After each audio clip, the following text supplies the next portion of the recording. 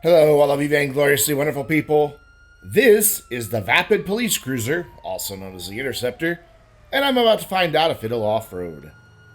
This is the second most voted for vehicle this week, coming in with 20 votes. You can vote for the vehicles you want to see featured by clicking on the link in the description down below. Of course, you could all vote for the AirTug, but as you can see my response, it's already been done. So, Joshua, looks like somebody, probably you, voted 73 times for that. Drop me a message either through comments or preferably a direct message over on Discord. Link in the description down below to our Discord server. And I will let you pick a different vehicles that you had 73 votes in for the AirTag. But it's already been done. It DNF'd, I can tell you that much. It didn't even make it past at this point. I mean, it failed way back. The first little incline, I think. No, that was a lot more that failed that far back. I think the AirTug made it a little bit farther, but not very. So, yeah, anyway, so my voice may give out halfway through this. I apologize if I cut in and out. I am sick. So, yeah. Anyway, police Interceptor. It's so weird because the police cars are all named Police Cruiser when you get in them. I think the Buffalo does that as well in story mode. So there's the Police Interceptor Stanier, Police Interceptor, or Police Cruiser Stanier, Police Cruiser. This is the Interceptor, and then there's the Police Cruiser Buffalo. So kind of a weird thing, but this one, even though it is, if I'm not mistaken, the fastest in a straight line in around a track, it's just no good off-road. And the reason being is kind of a quirk of its handling. We've already seen it once before, and it's what caused this situation here. The front end bounces really weird. I don't know if it's just extra heavy in the back for some reason, but the thing just bounces around, and of course this second part was my fault. I didn't have enough speed. I shouldn't have even bothered trying to make that. And so the car just couldn't handle it. But I don't know if you've ever driven this thing over some bumps, but more over jumps when the front end actually comes up off the ground. And when it lands, it bounces back up again. It's just, it is utterly bizarre. And it seems like the more damage that the car takes, the worse it gets. So, like, if you've been in a couple accidents and the wheels are starting to get, cambernation going on, that becomes a bigger problem. And as you can see, as we came up over that turn where there was a little bit of a hump that we had to go over, that was my fault. I hit the cliff. It didn't want to turn in though. It just kicked up instead. This poor thing looks like it's already been through a damage descent. Just wait till that though. Ooh, that's gonna be fun. I mean, look at this time. We're already at 2 minutes, almost 3 minutes, and we're not even all the way to the top yet. It's just disappointing performance all around. The Stanier did this in like just around 3 minutes, if I'm not mistaken. But this thing is hunting all over the place because of just the weird, I don't know, the weird physics of the front end. There's just something strange about this car. It hasn't always been that way, though. I don't even know if it's this way on consoles or not. I don't know that I've ever driven one of these on consoles since the 360 days. But I do know that there was an update, and I don't remember which update, but where the police cruiser, this one, just suddenly had this really weird handling bug, and that coyote just committed suicide. Strange that that happens at this spot of the mountain a lot. It's like, they just die. They just go over and die. But, yeah, we are in director mode, by the way, because that's about the only way I could really get a undamaged police car. And then be able to get it all the way out to the mountain without having to wait for daylight. Director mode allows you to set time, turn off one of the levels, and just go get a car. So it is finally up, sort of. 4 minutes, 5 seconds, almost 6 seconds. Will it off-road? Well, if it'll ever stop.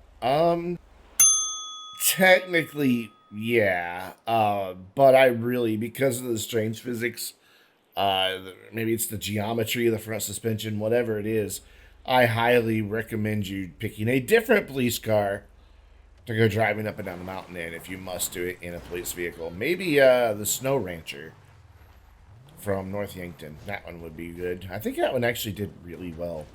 I know that this made the police interceptor, I think, third out of 4 that emergency vehicles have been tested. Only the ambulance was slower getting up to the top, which that's kind of sad. And again, it all comes down to just the really strange handling on this car. And we'll see that coming into play a lot here on the descent. You can see the front wheels there. It always wants to have the front wheels in the air anytime there's any little bump, and I just don't understand what they did to this car and why. That's the other part, is I don't understand why, because it did not do this before. Granted, it's been doing it now for 2 or 3 years, but there was a time that it did not behave this way.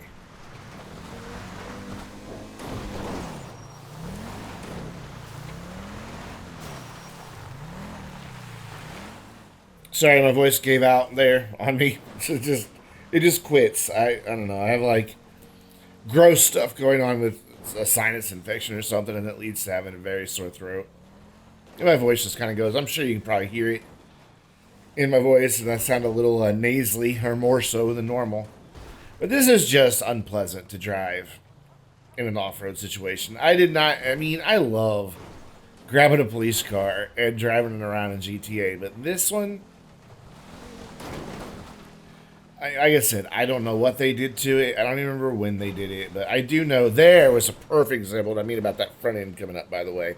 When they landed, it just kind of like rode a wheelie almost. It's just so frustrating to drive because of that. Because you can't steer when that happens. Yeah, there we go. That's awesome. I thought I saved it, but then it rolled on over. It's just, I don't know. You want more from your police cars when you steal them from the police. However, with that said, I would really like to see a police DLC where they give us the decommissioned versions of these. Like, if you've ever seen a decommissioned police car in real life, most likely it was a Crown Victoria. When they peel off the vinyl, like where this says police and 05 on the top, when they peel off those vinyls, the paint surrounding them is faded, but the paint underneath is not, so you can still see exactly what it said. Like, this police car's rolling around, you can still clearly see that said police, because when they peeled off the vinyls. I'd love it if they had liveries like that, where it was like faded police liveries on them. Just give us the cars exactly as they are, decommissioned. Let us own them. Let us take them, upgrade them, performance upgrades. You know, this car has spoilers and hood options and skirts and all that just are available. They're in the game, but we can't do anything with them because we can't own this car and we can't take it to Los Angeles Customs. Let us have these cars. But it is down 3 minutes, 13 seconds. Going to take it back to the top of Mount Chiliad and see what's what. Remember, can't upgrade, so not only do we have pro performance coming up, but, well, we have no armor going down. So, yeah, all I can say is I'm thankful for director mode, because it allows me to turn on invincibility so that we didn't just wind up at a wasted screen here. Yeah, I let the timer keep going because, you know, this thing had a lot of momentum when it blew up. And so I figured, hey, let's see how far down the hill it actually gets before it finally stops. What's really funny is that it is still shedding body parts. It lost a fender, even though it blew up. I don't understand how that really happens, but whatever. Sadly, though, that's as far as she goes, because we're stuck on our boulder, and well, obviously it doesn't drive anymore. So that's going to bring us to our next vehicle. The Progen Itali GTB Custom. This received the most votes this week with 31. And again, there were other things that received a lot of votes. Somebody voted for the Technical Aqua a lot, but it's been done. Turismo Classic had more votes than this, but it's been done.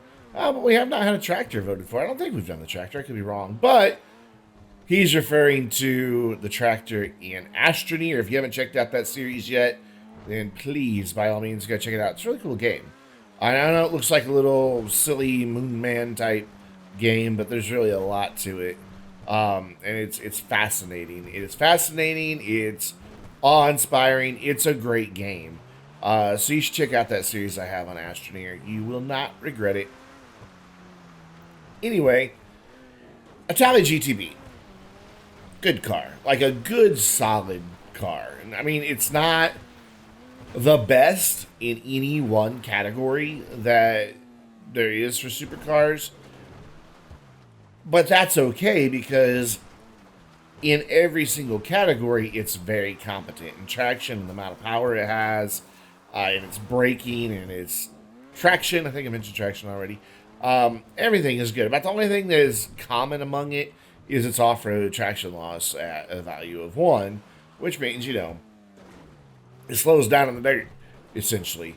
But otherwise, a very good car. And when I was recording it, it didn't really feel like I was getting up the mountain all that quick. Granted, I will admit, both of these cars I have recorded under the influence of medication that always has those labels of do not operate heavy machinery, and I understand it's a video game, but still, I can tell even by watching it back, but I remember when I was recording it, but my response time was just off, was very off, and yet, what do we spy just around the corner? The very top of the mountain, at the 2-minute mark.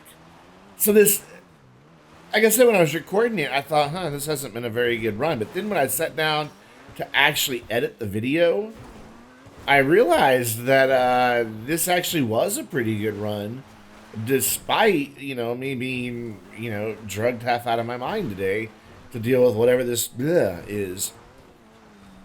So yeah, this is kind of impressive. I mean, wait until you hear the numbers, actually.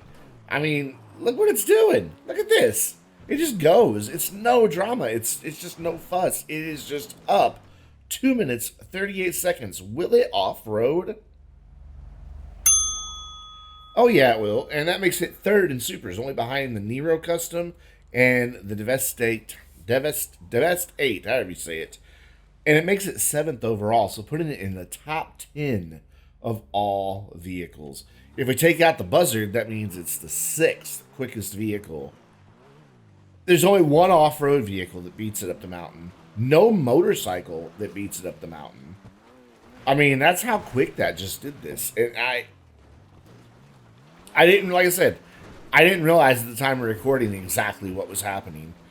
It just did not feel that fast. It's just reminds me way back in the day in old Top Gear when Jeremy Clarkson and crew were still the hosts, and they always did the star and the reasonably priced car.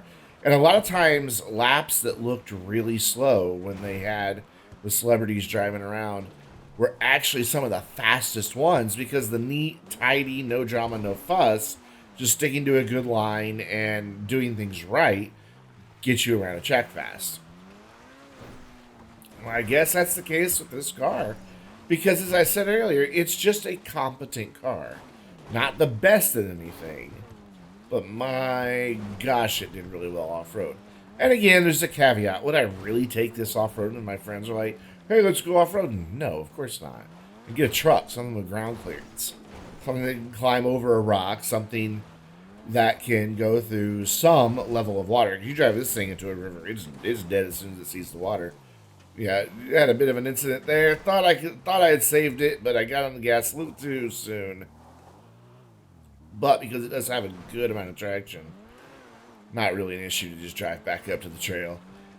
Again, I'm impressed. I don't drive this car nearly enough. It sits in what I call my race cars garage, which is basically cars that have racing liveries on them.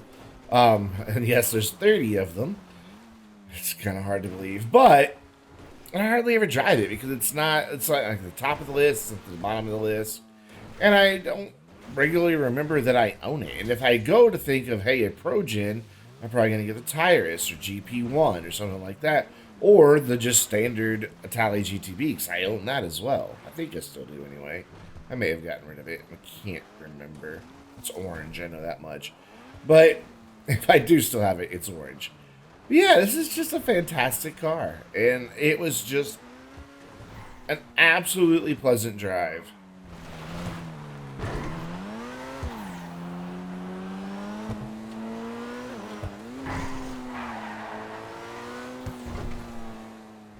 And that drive is over, and we're down 2 minutes 44 seconds as we get called ass face by a redneck in a pickup truck. So we take it back to the top of Mount Chiliad. I just realized I don't have a custom plate on this. Is this one of those where you can't change the plate in the let's see? I bet it is. I'm going to look on iFruit while we're talking here, doing the downhill or the damage descent. I'm going to have text messages that have been coming in. No, I didn't say those words that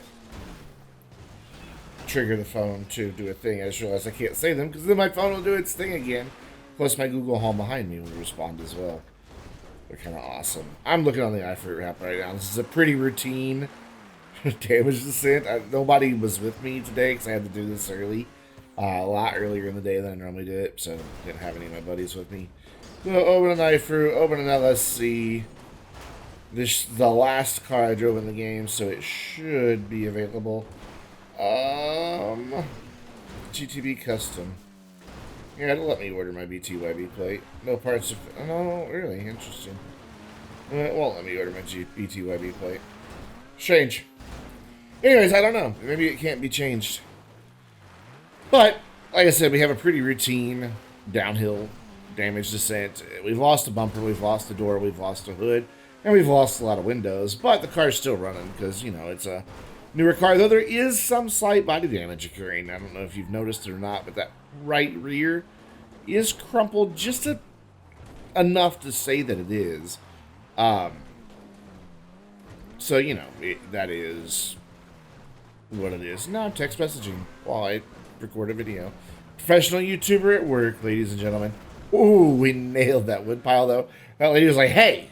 She did not approve of me smashing my Progen into a pile of logs. But we're down 1 minute 47 seconds. Let's take a look at the damage. Most of the windows and the lights are gone. The front bumper, the hood, the right door, all gone. Left door and trunk will not close. There is some slight body damage, and the wheels are ever so slightly bent. And that's going to do it for this Will It Off-Road. Don't forget to go vote for the vehicles you want to see featured in future Will It Off-Road videos. And until next time, I'm Brandon, reminding you to stay vainglorious.